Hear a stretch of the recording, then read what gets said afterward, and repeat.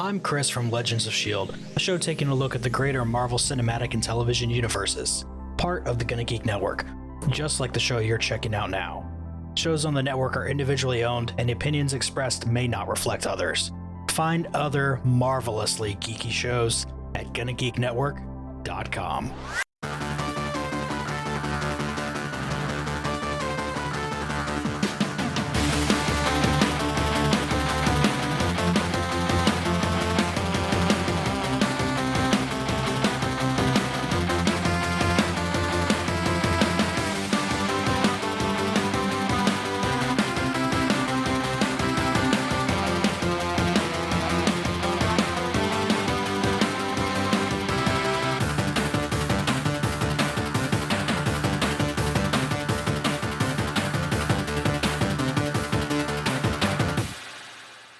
And welcome to Play Comics, where once again we're looking at a video game based on a comic property and how well it represents that source material. And today we're just going to zoom right into this because we've been waiting for this one to happen. It's come up on us like a flash, just bolting right into our lives at supersonic speeds. I can't come up with any more puns about things being fast. We're looking at Justice League Heroes The Flash, and I have Merrilee O'Neil here from Fear Coded. Merrilee, how are you today? I am thrilled to be here. I love The Flash. This was a fun game. I think we're going to have a great time. Usually what I'm going to ask first is what got you into The Flash, but I want to kind of twist that around a little bit and ask, why The Flash? Because The Flash is not scary. No, but I tend, like most people, to have more than one facet to my personhood. And the fact of the matter is that I love The Flash unironically and completely, because most of the time The Flash is just like a nice guy who's trying to help people. And I am thrilled by that as a concept for a superhero. Is that what drew you to The Flash in the first place, or what was it? Yeah, so the first time I really encountered The Flash was in the Justice League animated TV show. And I thought Wally was so much fun. There's I was pretty young when I watched this. There's this TV trope character type called the Keat, which is a person who is tend to be created to be the fan favorite for younger audience members, and I was absolutely drawn in by that. I thought he was funny, and I liked his power set. And then the more I learned about him, as the show went on, we got more Flash focused episodes. It was oh, okay, no, not only is he super nice, he's also fucking powerful as fuck. Oh, sorry, that was a swear, and we're doing PG-13. He's powerful and cool, and he's got cool powers, and then I just explored more from there. Also, he confused the mess out of Lex Luthor by not being anybody that Lex knew. Yeah, God, that episode was so good. And I was watching Smallville at the time, too. So, I knew as soon as I heard that voice, I was like, oh my God, it's Lex Luthor. Clancy Brown, also incredible Lex. So he did such a good job as Wally as well. That's a killer episode. For me, The Flash was just kind of somebody who was there, and I knew he was fast, and I knew that he could do the time travel-y adjacent stuff. But I never really got into him until the Arrowverse Flash happened. So that was really my introduction, and it was really weird for me because at some point watching that, I learned that people just in general don't like Barry as much. Yeah. But here's Barry starring in the show, and I didn't get it. I think there's a bit of a divide between Flash fans, particularly between Barry and Wally, and I think it's partially because DC leadership likes Barry more because he's the original. But Wally was the Flash for so long, and also had so many really good stories written about him. He had a lot of huge fans, and so when DC leadership erased Wally from existence and was Barry all the time now, I think a lot of fans got bitter, and that is just where that divide came from. I do think also power scalers are a plague, and so the debate over which Flash is the fastest is always going to be a thing, even though there is an obvious concern. It's not Barry. I just think that people like to fight. Does that make sense? I mean, people do like to fight. Just look out in the world and you see people fighting because they apparently want to. Tragedy. But, you know, I think that all of the Flashes are fantastic. And that's part of the reason why, if you read the comics, you get such a fun, different experience from a lot of different other superhero families. Because the Flash family likes each other. They all like each other. And I Wait, think that's allowed? Yeah, right? It's crazy. But, like, Jay Garrick is the beloved grandpa figure who's not, like, technically in the same universe of like Flash powers. But then we got Barry and Wally and Bart and all of their kids and all of like the interconnected Flash family. It's all really fun and I like it a lot. Yeah, I think one of the things that I really liked about the Flash was really that family aspect. And that is a pretty common thing that I seem to like, because it's also why I like other superhero groups. But this group of Flash people, just even if you're not a superhero, if you're in the group, then they still love you. And if you are a villain, then you might get to be in the group and they'll love you anyway. And it confused the mess out of me when Killer Frost was a villain and when I ran across her in the comics, because that just didn't make sense to me, since my introduction there was the WB show and just everything about the Flat. Like, I've gone back and I've read stuff. I really, really like super old comics. So jumping back to like the JSA era, Jay Garrick stuff is really fun. But also jumping back to the Rebirth Flash stuff is fun. It's just, there's so many things where Barry is the central part of the story, whether he actually is or not. And that's just the way that the world generally remembers him. It seems like DC without the Flash is almost more incomprehensible than DC without Superman. Yeah, you know, I like that reading. I do think, and maybe this is just because I love Nightwing very much, but I do think like Nightwing is a more central figure than people realize. Because we wouldn't have Wally without like Dick Grayson, and Dick Grayson is like kind of the heart of a lot of the idea of like the inherent goodness of people in the DCU. But like the Flash, Superman, and Nightwing, I think are the triumvirate of characters that people don't want to consider, but actually are vitally important to how the DC universe is perceived. And to a lot of people, you know, Flash is the central point of Crisis on Infinite Earths.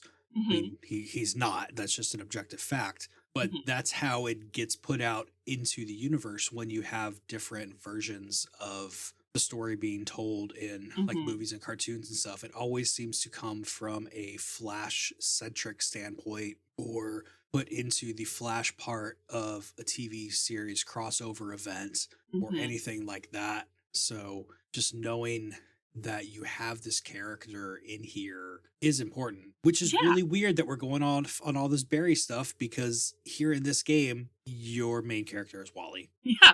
Well, I think that this game, I looked into the lore of it because I finished the game and I was like, what the fuck? Excuse me, Darkseid, what is this end of this game? And then that was it. And I never got any closure on that. So I went and I looked it up, and apparently this is a spin-off / sequel of a different game. But it came around the same time, and clearly I think is related to the Justice League TV show, which did have Wally in it. That's the best I've been able to come up with. We looked at that Justice League Heroes big boy console version of the game. I don't want to think about how long ago, because that acknowledges the passage of time. Yeah, can't have that. I mean, since we're looking at a speedster, obviously that doesn't apply anyway. Yeah, everything happens all at once, and all things are changeable. Unfortunately, it seems weird to me that when you get these games going, like they have a super dedicated, this is the Flash character that you're playing, whether it be Wally or Barry, because I think that's the only two choices in video games, which is fine. Yeah. But then when you get into the game itself, it doesn't really seem to matter which one it is, outside of maybe which villains show up. And sometimes not even that. I think that, especially to adaptations, which Flash is under the mask matters way less than certain other characters like Green Lantern or that have a long history of different people. Like, you always know which Green Lantern it is, especially by like how their constructs are going to work. But for the Flash, it's a speedster. Probably it'll be fine no matter who it is. Well, on that note, we're going to try to see if we even recognize the person underneath the mask. Well, I dropped some promos for a few other shows.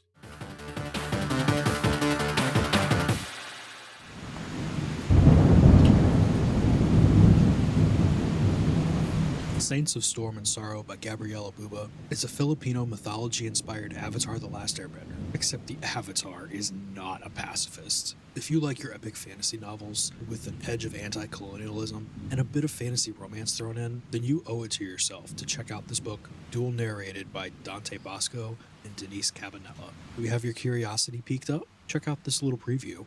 Sister Maria Lunarin was a typhoon wrapped in warm brown skin and white cotton. Her two disparate worlds were trying to grind her people into dust. Yet she still believed she could hold them safe with nothing but a steely gaze and two strong hands. Some of the incipient tragedies she brought to his door, Alan wasn't sure he could help, but he'd never deny her. Being within sight of her made him feel like a 12-foot surge was bearing down on him under the wings of a storm. It was exhilarating, terrifying. It made him feel like he could do anything. Nothing he did quelled her effect on him. Not since she had called his name and awoken the tide in his blood when he'd been a boy of 13. A decade of exposure hadn't diminished her effect. If this sounds like something exactly up your alley, head over to your local bookstore or wherever you buy your favorite books and grab yourself a copy of Saints of Storm and Sorrow by Gabriela Buba, available today.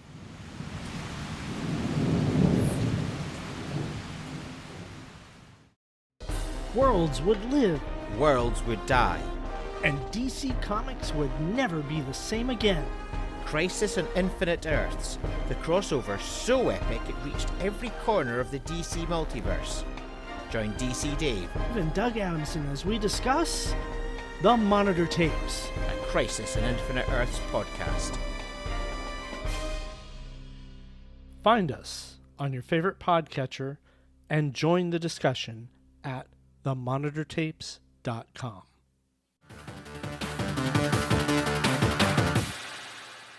Those are some great things to check out, but first let's finish up here.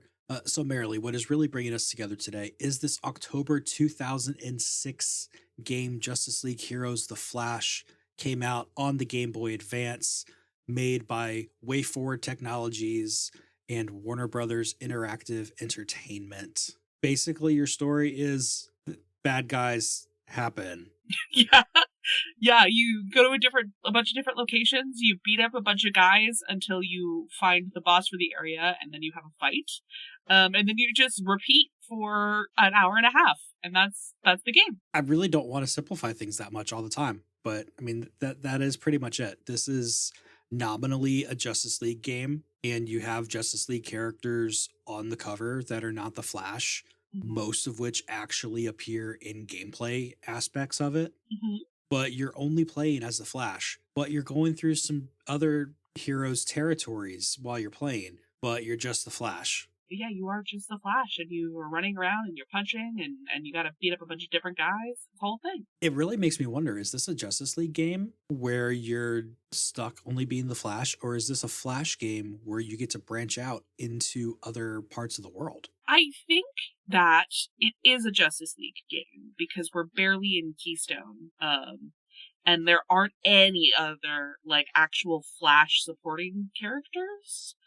So I do think that this would count as a Justice League game, but it is very much like a day in the life episode about the Flash doing something while everybody else is busy. I mean, normally I would think that is way too much to happen in a day for anybody, but it's the Flash and he can get around pretty fast. Yeah, nope, that's why the Flash gets to have two cities as opposed to everybody else with just the one, because he's got both of the Twin Cities to take care of. He's very fast. They do this really well, though. When you go into the game, you get to go to Metropolis, you get to go to Themyscira, you get to go to Keystone City, you know, all these places. The villain lineup here, I think, is pretty good as well. Yes, yeah, so we've got Gorilla Grodd, we've got Killer Frost, who, by the way, did you know, I didn't know this. I think it was around the time that she was on the Flash show. I remember thinking, I wonder why there are multiple cold-based villains for the Flash. That seems strange. And so I looked it up. Did you know Killer Flash is actually originally a villain for a completely different hero? What? Yeah. Killer Frost was a villain originally for a hero called Firestorm. But then, like, the Firestorm comic got canceled pretty quickly. It got absorbed into the Justice League. Killer Frost was a Justice League bad guy for a while until eventually she just kept ending up in Flash stuff. That is... Okay, Firestorm makes sense because you have a fire thing. Fire, ice, yeah. But then just... What? I know, Okay. I know. I was flabbergasted. A cold thing makes sense to go with the Flash because as things get cold, they slow down. So, okay, I can follow that logic.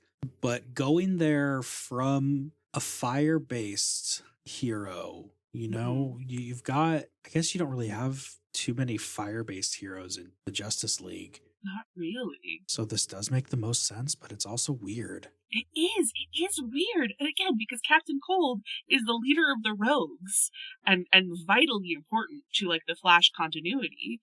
But no, she just gets to hang out with the Flash now, which is, I'm sorry for breaking your brain, but I learned that information. I simply have to share it. Oh no, I totally love that you broke my brain on this because I really like weird little things like that. Mm-hmm. It's like how Wilson Fisk started as a Spider-Man villain, but now he mostly scraps with Daredevil. That one makes more sense to me. Yeah, because like it's a natural progression, right? And the first time I really saw Wilson Fisk stuff was in the Spider-Man cartoon anyway. Mm-hmm. Plus, that's just a move from one street-level hero to another. Mm-hmm. But then there aren't really street-level heroes like that in the DC universe anyway, unless you maybe want to count, like, Batman stuff, but I wouldn't. No, Batman's too weird. Yeah. But, yeah, just, she ends up with the Flash, which is great.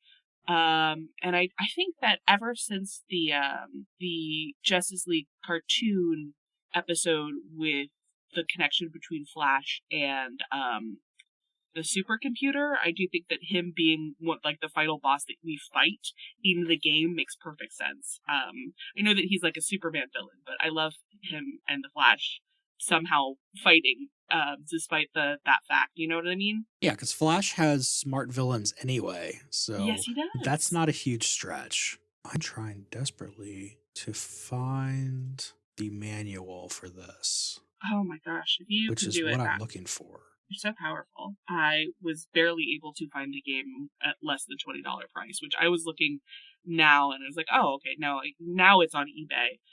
Where were you several months ago, eBay? But I did not manage to find the manual. I can find tons of places that have the manual for the Big Boy Console one. Brainiac. I knew I could not remember the computer villain's name for the life of me. It was on the tip of my tongue. I had to Google it, so... Past me, be slightly smarter. Part of me thinks it's really weird that they have Brainiac and not the Thinker. Mm-hmm. And then I remember that this is tied into the Big Boy Console Justice League heroes. Mm-hmm, so I think that really hamstrings a lot of stuff here. Yeah, especially the fact that it doesn't have an ending. Oh no, that's a total marketing move. Because Mm-hmm. now you have to go buy the Big Boy version. Mm-hmm. But it also means, like, it really, I think, locks this game into having to use those more spread out across the Justice League villains. Mm-hmm. So, like, yeah, you could have a bunch of Flash villains, but you don't. We do have a fun race with Zoom, though, so... Yeah, you do have that. You do have Gorilla Grodd, who, I mean, I don't care who your main person is. You're a giant, smart gorilla. So, I like you. You're fine. Yeah, he's perfect. And I love that he and the Flash keep end up fighting. I think that that's so fun. I guess at this point, Killer Frost is a Flash villain, so that's 3 of them. Mm-hmm. Maybe there's more Flash villains in here than I thought. Okay, I take away that bit of criticism. Do you know who the Flash is fighting in Themyscira? because I genuinely, I played this game multiple times. I cannot for the life of me remember who that's supposed to be. That is Cersei, Okay. who is definitely not a Flash villain. No. But everything that they do have in here, when you look at it through the lens of being a Justice League game that just happens to focus on the Flash, it makes a lot more sense with who you're looking at. So Yeah, it really I think does. that is one thing in here where, yeah, like this might be a Flash game. You might be picking this up because you're a Flash fan, but you need to know what you're getting into with this one. Mm-hmm. That's 100% true. You should at least be vaguely aware of the greater DC universe, at least slightly, which I do think most people who are fans of DC Comics are. I can only think of like Batman people who are like solely Gotham only. Even people who are just Batman, though, you at least know who Superman and Wonder Woman are just from all the times that they cross over with Batman. And Batman's in enough big events to where you're gonna at least like, oh yeah, I've heard of that person's name. So DC people, more so than Marvel people, I think, are gonna have a better chance of knowing who everybody is. I think so. Marvel does tend to like silo people, whereas DC does really approach things with an open heart universe. But let's focus in on the Flash things, because the Flash things that they do in this, I think, are really cool and really well done. Going in and having your speed represented either by you get to go fast or everybody else gets to go slow, I think is a brilliant move there, because speed, I don't want to have to be going at uncontrollable speeds super fast to represent the speed, because either I can see it as everybody else in the rest of the world sees it and I go fast, or I can see it how I see it and everybody else is slow. And it's the same thing really as far as the powers go. Yeah, I thought that was so smart. And I have not played a lot of other Flash video games. I hope that this is the model for how they do it, because this is perfect. I mean, if you're going to play a lot of other Flash video games, there's one other choice. Yeah, okay, fair enough. Like literally there's one other choice. There's one that came out on Game Boy, and then there's one, that one was also ported over to Master System, but it didn't come out over here. So if you're going to play Flash stuff, it's Justice League games where he's in it. Yeah, which really seems insane to me, because the Flash is, I think, one of the most popular DC heroes. And that's definitely partially because of the Flash TV show on the CW. But I think people have always loved the Flash. So it's wild to me that we don't see more stuff featuring the Flash in like other continuities. Does that make sense? What you're saying makes sense. How there are not as many games does not make sense. Yeah. So I'm answering both of your questions at once. Perfect. Especially because with the Flash, it's such a simple power set. He's really fast. He's also kind of smart sometimes, but also he's just really fast. So you have other characters that are really fast and you don't need much explanation. It's just, all right, cool. Any game that can have Sonic the Hedgehog can beat the Flash. Yeah. And I just, especially because it's just a fighting game, basically. Like, you are running around fighting people with your fists. You don't even have to do like a lot of really complicated mechanics. It's just punching for the most part. I don't understand why we don't have a million of these. And they do have other moves that come in. You can do your cyclone thing and run around enemies. You get to bring in your Justice League friends, all of whom are on the cover, but not all of the ones on the cover get to come in. No. And, you know, they help you out if you need it. And sometimes you really, really need it. Batman doesn't show up because he's being a dick. Typical. But everything I would expect from a Flash game is there. You can zoom between enemies. You have to race people. You go through. You have to use your brain to solve some stuff. But mostly, like you said, you're just punching. Yeah, and it's great. If you are looking for a side-scrolling punch 'em up, perfect game for you. There's definitely some spots that I think are weird. Like, I would assume that the Flash could walk on water just by virtue of not touching it long enough to sink down into it. But he sinks in water. Well, I can't answer. Yeah, that's, but it is a video game where it has a long history of where if you touch water, you die. So maybe that's like the video game taking over from the Flash stuff. That's the only thing I can think of too. And it's weird and I don't like it. But if that's the main thing, okay. Okay. Yeah. If you don't ever remember that you have those other moves because you do have to learn them throughout the game, then yeah, it feels like you're just punching the whole time. And I was watching different reviews of this morning while I was getting ready, and I could tell which ones were made by people who went through the entire game and then reviewed it versus ones that were people reviewing it as they were going through the game. Because if it was that first group and they'd finished it, they would go on about how, it's just a ton of punching. You just punch the whole time. It's punch, punch, go to the other guy, punch, punch, punch. But the people who were doing it as they were going through, they do like the first world and they had no complaints about the punching. I mean, this is a simple game on the Game Boy Advance. You got to remember the screen is like the size of the palm of your hand. Yeah, I thought it was great. Genuinely, I thought it was a really fun game. It's not long, so you could beat it in an afternoon, and I think that is perfect. Exactly what I would have been looking for at the age when this game came out. And graphics wise, as you're looking at this one, Game Boy Advance games, and really all handheld games, especially up to that point, you have to pick between, do I have sprites that are way too big, but they look really good? Or do I have sprites that are way too small, but you actually get to see the world that you're in? This one chose the latter, and the world is great for it. You can actually tell the difference between worlds where you are. And I mean, if you're into the DC universe enough, you can probably tell where you are without having to look at anything. Yeah, like genuinely, I thought that the way that they differentiated the different levels was perfect. Like, particularly, I keep bringing it up because it was my favorite level. Like the Themyscira, I thought was gorgeous. It was like you obviously, like even if you aren't paying attention, you can tell that this is like a Greek-inspired island. And Metropolis looked way different from Gotham, which is really all that you can ask for in different cityscapes. Even if you can't tell that Metropolis specifically is Metropolis and Gotham is Gotham, you can tell that Metropolis is a brighter, happier place, and Gotham is just like stuck in a fog of despair. Yes, exactly. You can tell that land's cursed. Also, people are walking around with giant mallets, and that's not fun because then you will get smashed off the screen and your wife gets mad at you because she's tired of you using the hammer. Not that has ever happened to me. Yeah, no, clearly not. I think it's a fun little game. I think that it's a good time. And it's not like hugely plotty or anything.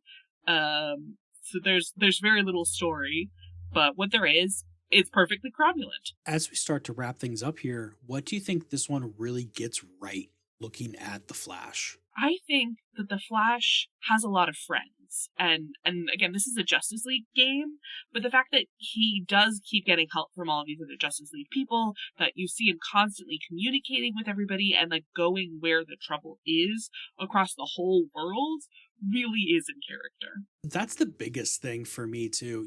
Everybody wants to help him out except for Batman, which I think is also in character because Batman is selfish curmudgeon. Honestly, I respect completely the Batman not being in the game.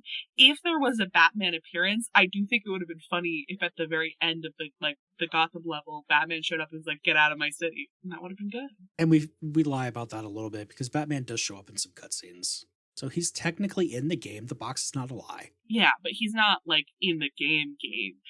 I did like that it was very comic booky to have like the lore explanation be on these comic book panels that you were going in between, and that was like the between levels thing. I thought that was really fun. Also, did you catch the part where you could have the Flash Reapers show up? Yeah, that was really good. The fact that they even put that in the game. All right, so for anybody who doesn't know, there are some, just like there is a reverse Flash that's yellow, who is just evil, There are also Black Flashes, who are basically Grim Reapers who bring speedsters back into the Speed Force so that they can have their energy absorbed back into the Speed Force, and it never loses energy because it's a perpetual motion machine. And as you're dying in some points, you can press a certain button combination and this Black Flash comes out. And if you beat that Black Flash, you get some life back. Yeah, it's great. That had no requirement for being in the game at all. I would not have given them any kind of crap for leaving that out because it is such a deep cut for everything. Yeah, like clearly these people knew ball about like Flash stuff, and I love that. And the WB series was still years and years away. So nobody knew about that unless you were big into the comics anyway. Yeah. What do you think this one gets wrong looking about the Flash in the greater DC universe? I'm gonna be honest. Most adaptations get things wrong. So I had a very kind and forgiving heart because I knew that this was not a Flash game. This was a Justice League game. And so everything that like I could be a meanie about, I was like, it's probably fine. Especially given the fact that we only saw Keystone or not Central, and the Twin Cities are two places that the Flash does. And we didn't really see Captain Cold or any of the other Flash people. It's a Justice League game. It's fine. That's the weird thing about this one. Mm-hmm. I see so many people online talking about how it's not as much of a Flash game as it could be or needs to be, especially because there aren't really other Flash games that come out. Mm-hmm. I see a bunch of villains that are not in this that could be there, but this is doing exactly what it set out to do. This is a Justice League game where you just happen to be playing the Flash the entire time. Yeah. So the fact that you get a majority Flash villains, I think makes up for the ones that are missing. Yeah, there's no Captain Cold. There's no Heat Wave. There's no Weather Wizard. Yeah. There's no Trickster. But like, guys, it's fine. I understand. I understand that there aren't a lot of Flash focused video games. And if you were starving and somebody gives you like half a bagel, you'd be like, okay, but like, where's the other half? But on the other hand, hey, baby, you got half a bagel. At least be happy about the half a bagel you have and stop complaining about like the fact that it's doesn't have any cream cheese or whatever. That metaphor got entirely away from me. But I totally understand it, and it fits in really well because over half of your bosses are Flash villains. Yeah. You know, that's more than I was expecting there to be for this because I knew going into this that this was a Justice League game. Yeah.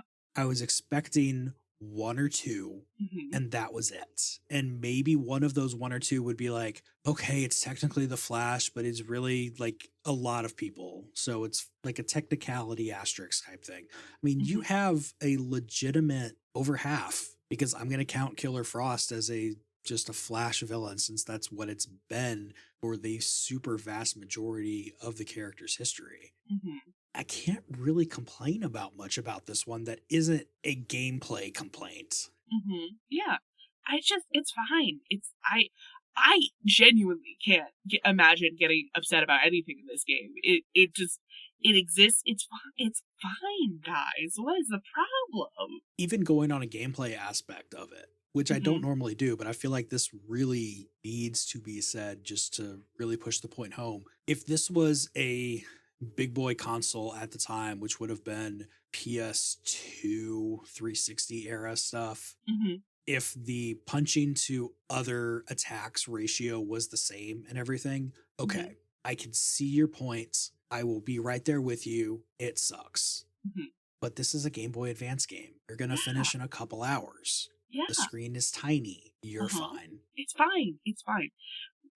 If what you want isn't satisfied by this game, then nothing we're going to say is going to satisfy you. And I'm really sorry you can't appreciate what we have. But like, I can't imagine getting upset about this. It's so basically, it's just a little game.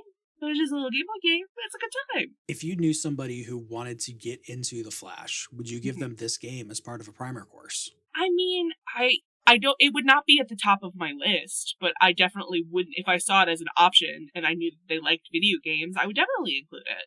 I would definitely include this one. Yeah. And I think the fact that it is largely a Justice League game is a good point there. because Yes. you don't have to just know about the Flash things. Like, if you know about the other heroes and stuff, then cool, you get to see these other characters you know about. It's great. Yeah. And even if you don't, it's a great way to introduce you to the larger DC universe, which I do think is important to understand if you are interested in Flash stuff, because the Flash is so, I don't want to say worldwide because that belongs to Mr. Pitbull. But like he is a global hero. And finally, when you get down to it, it's really hard to make a game that is about the Flash that couldn't just be a bunch of other characters Mm-hmm. because his power is being fast. Mm-hmm. So if we were going to remake this game Mhm. exactly as is, but your hero is not the Flash anymore, your hero is a Muppet, which Muppet is going to be the hero of this game? Oh boy, I think maybe Animal. I think Animal is red, which I think is important for the Flash. And I think that I could see Animal running around and beating up a bunch of various villains. Kind of along the same lines, I am Mhm. thinking Super Grover, Oh. because you have the red cape, Right? which Yeah, is, it's just like red shoes. It makes you fast.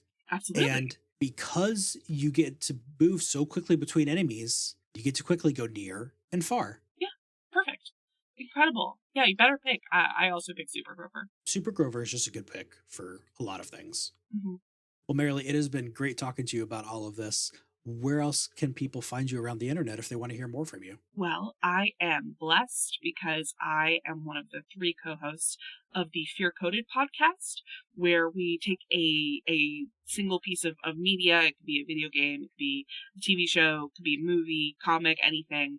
And we take a queer reading of that text. And we have episodes out mostly every Monday. We've kind of slowed our tempo to like every Monday to like most of the time, like 3 Mondays a month. And you can find us anywhere you get your podcasts. You can find us on Instagram, YouTube, and Blue Sky at Fear Coded Pod.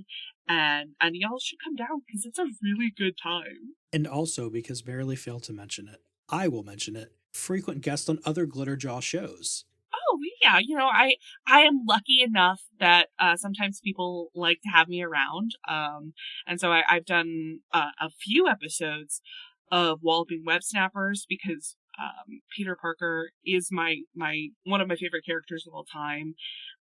So they keep inviting me back, which is frankly a blessing. I've been on Gimmicks a couple of times. I did an episode of Are You My Mother? It's a great time. I'm also frequently on Across the Hooniverse, which is a new podcast where they are rewatching all of the episodes of the new Doctor Who series. It is run by Paige, who's on like My Stories Are On and a bunch of other TV podcasts, as well as Chels, who is the co-host of the Q Division, which is another Glitterjaw show all about James Bond. And it's so much fun, you guys. If you like Doctor Who even a little bit, I really can't recommend that show enough. Basically, if Merrilee is on the show, then it's probably a good show that you should check out. But also, those episodes specifically are fun. Thank you. That's really sweet. I like doing podcasts, and I'm very lucky that people keep letting me do it. And the best part, when you're the guest, you don't have to edit.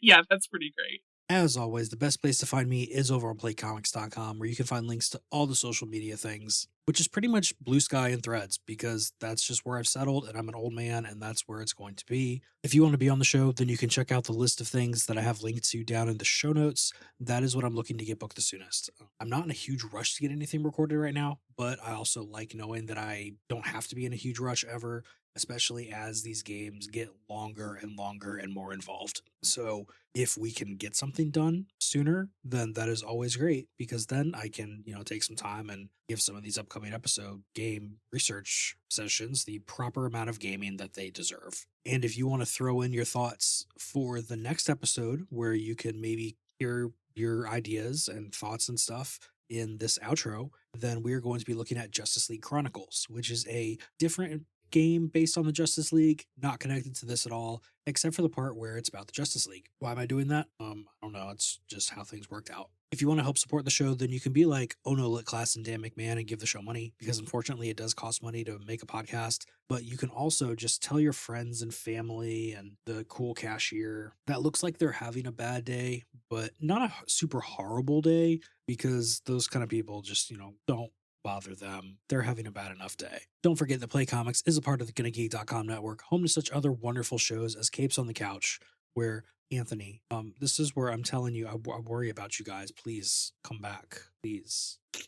If you want to hear Carrington, Martin, and I talk about all those lessons that we picked up in children's media because we were told to, because that's what our parents said, and now all of a sudden the world is telling us, hey, don't hold on to those lessons you learned in children's media. That's actually bad and teaching you to be a horrible blue-haired liberal person. Hey, guess what? You can check that out over at Sugar Spite and Everything is Fine. If you like the music that I'm really talking on top of right now, head on over to backingtrack.gg and check out all the great music over there. Maybe find something for your own project. But most of all, just grab a game, grab a stack of comics, and go find yourself a new favorite character.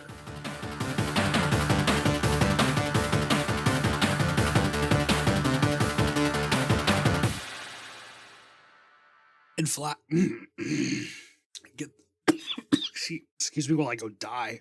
Please don't. I would be really sad. Something about chicken sandwiches. Okay, I can get words out again. All right. Good. Hi, Editor Chris. Again, like all things, time is a flat circle, so you're hearing this now in the future, and I am in the past talking to you then. Wild. God bless. Please cut that out. I will get crucified.